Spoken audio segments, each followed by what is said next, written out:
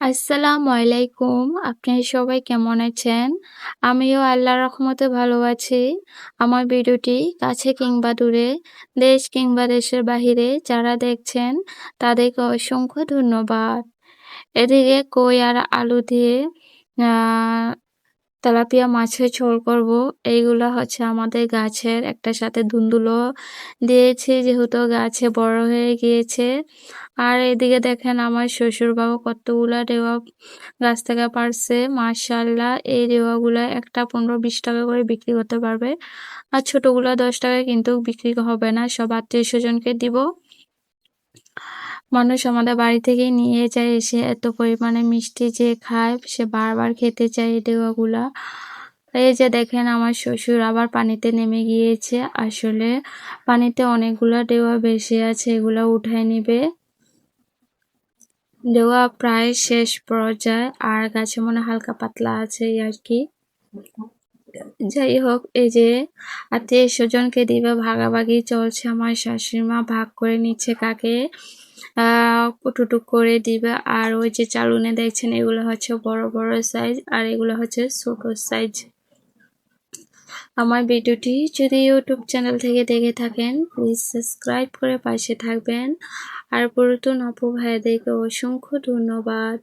এই যে দেখেন ভাইকে ব্যাগ করে দেওয়া হয়েছে, পলিথিনে করে দিলে সব মানুষ নিয়ে যাবে এই জন্য এই ব্যাগে দেওয়া হয়েছে, যেন বুঝতেও না পারে যেন এটার ভিতরে ঢেউ আছে আর কি। তো ভাই চলে গেল, ভাইটা খুব সরল সোজা একটা মানুষ। যাই হোক এই যে এখন সবাইকে দেওয়া হয়ে যাবে, এখন আমি রান্নার কাজে চলে আসলাম। এসে দেখি আমার শিফা মা কান্না করছে, আইসক্রিম খাবে।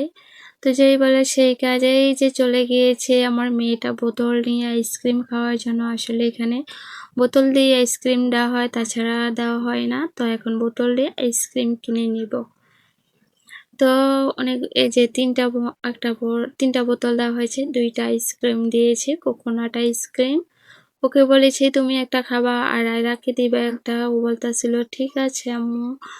আমার মেয়েটা যে কি বলবো, এমনিতেই অনেক জ্বর, আইসক্রিম খাওয়ার জন্য পাগল হয়ে গিয়েছে। যাই হোক পোলাপাইন মানুষ, ওকে বুঝেও লাভ নেই, ও শুনবেও না যে আমার জ্বর আসছে আমি খাবো না। ও চলবে না, আইসক্রিম বলেছে আইসক্রিমই সে খাবে।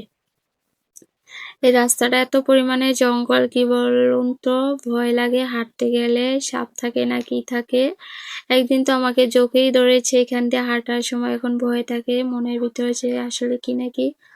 দেখে শিফাকে বলতেছিলাম সাবধানে যাও, ওকে সাবধানে পাঠাচ্ছি, দেখে দেখে যাচ্ছে আর কি।